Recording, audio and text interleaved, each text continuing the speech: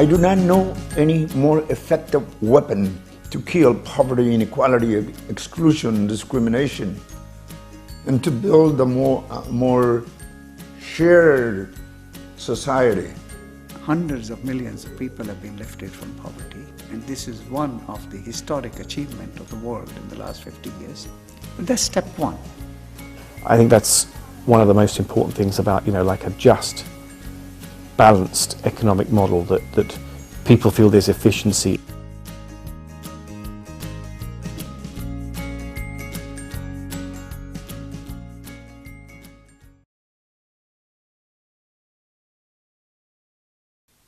We need to grow in order to distribute better, in order to kill poverty, inequality, exclusion.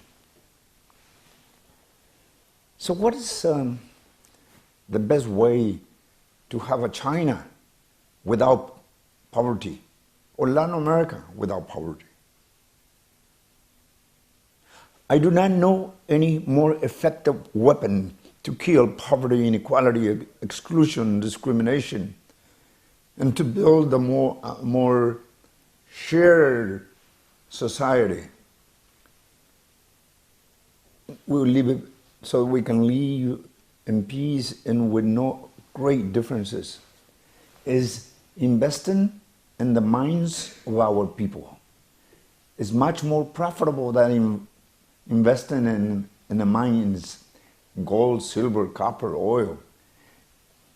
That means investing in nutrition, healthcare, and quality of education.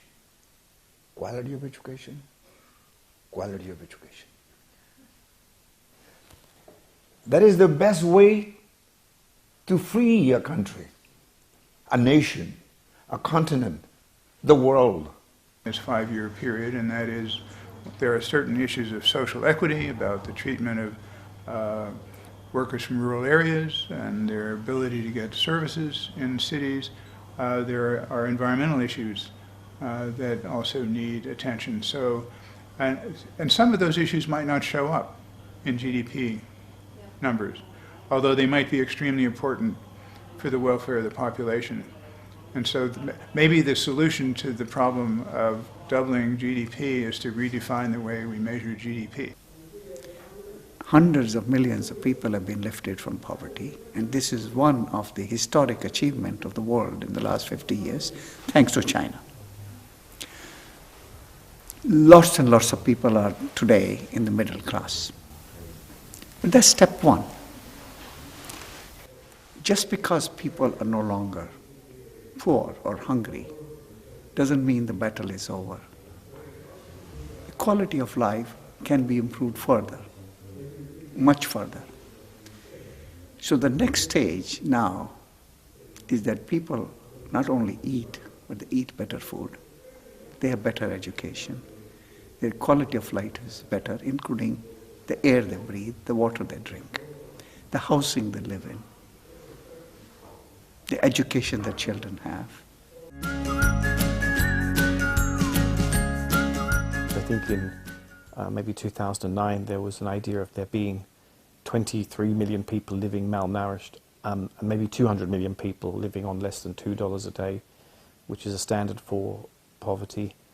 Well, now I think living standards on the whole have risen, so people's sense of being poor kind of probably is stronger than before, even though they may, in relative terms, comparatively not really be poor. There's a lot of people beyond the 80 million who feel that they're not doing well.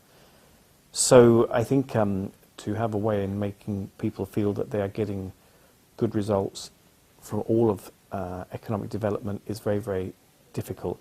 I think that's one of the most important things about, like a just, balanced economic model, that people feel there's efficiency. So the quality of life needs to be improved.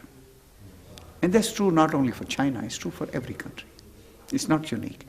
But a stage has come that the country needs to focus on these aspects more and more.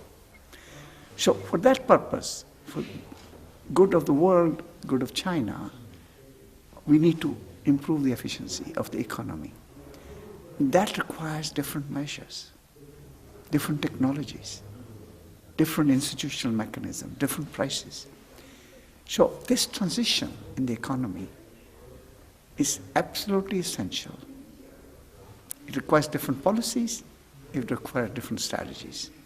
So what the country is planning to do is very timely, has to be done, should be done.